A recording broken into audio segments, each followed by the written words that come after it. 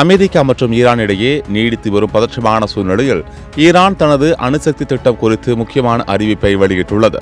ஈரானின் துணை வெளியுறவுத்துறை அமைச்சர் சயீத் கதீப்சாதே அமெரிக்கா ஒரு வாய்ப்பை வழங்கினால் ஈரானின் அணுசக்தி திட்டத்தை முழுமையாக நிறுத்த தயாராக இருப்பதாக தெரிவித்துள்ளார்.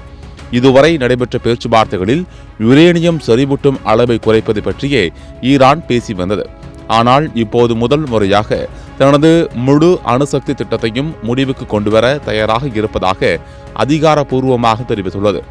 மத்திய கிழக்கில் உள்ள 12 நாடுகள் ஈரானுக்கும் அமெரிக்காவுக்கும் இடையே ஒரு சமரச ஒப்பந்தத்தை ஏற்படுத்த முயற்சி செய்து வருகின்றன.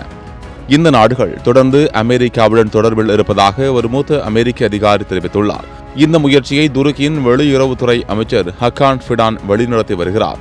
இவர் ஓமன் மற்றும் சவுதி அரேபியா ஆகிய நாடுகளுடன் இணைந்து அமெரிக்கா மீது பேச்சுவார்த்தை மூலம் அழுத்தம் கொடுத்து வருகிறார்.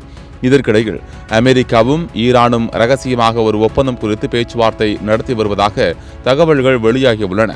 அமெரிக்க அதிபர் டிரம்பின் சிறப்பு தூதர் ஸ்டீவ் விட்காஃப் கூறியதன்படி ஈரானிடம் தற்போது சுமார் 460 கிலோகிராம் அளவிலான செறிவூட்டப்பட்ட யுரேனியம் இருப்பதாக தெரிவிக்கப்பட்டுள்ளது. அந்த அளவு பொருளை பயன்படுத்தி சுமார் 11 அணுகுண்டுகளை உருவாக்க முடியும் என்றும் அவர் கூறியுள்ளார். தற்போது ஈரான் வைத்திருக்கும் யுரேனியம் 60 விழுக்காடு வரை செறிவூட்டப்பட்டுள்ளதாக கூறப்படுகிறது. ஆனால் அணு ஆயுதம் தயாரிக்க அதனை 90 விழுக்காடு வரை செறிவூட்ட வேண்டும். இதற்கு முன்பு ஓமன் மற்றும் ஜெனீவா நகரங்களில் அமெரிக்கா ஈரான் பேச்சுவார்த்தைகள் நடைபெற்றன. அந்த சந்திப்புகளில் ஈரான் வெளியுறவுத்துறை அமைச்சர் அப்பாஸ் அரக்சி கலந்து கொண்டு யுரேனியம் செறிவூட்டலை குறைப்பது குறித்து மட்டுமே விவாதித்திருந்தார். அந்த பேச்சுவார்த்தைகளில் கதீப்சாதேவும் கலந்து கொண்டார்.